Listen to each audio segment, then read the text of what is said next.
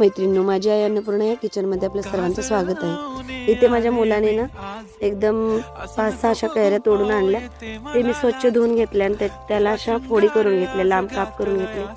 त्याच्यामध्ये हळद, तिखट, मीठ टाकलं आणि त्याला मी दाखवलं की बाळा, आम्ही लहानपणी ना असं कच्च्या कैऱ्यांच्या लोणचं वगैरे बनवून खायचो। त्याला म्हटलं चल तुला मी आता दुसरी पद्धती दाखवते।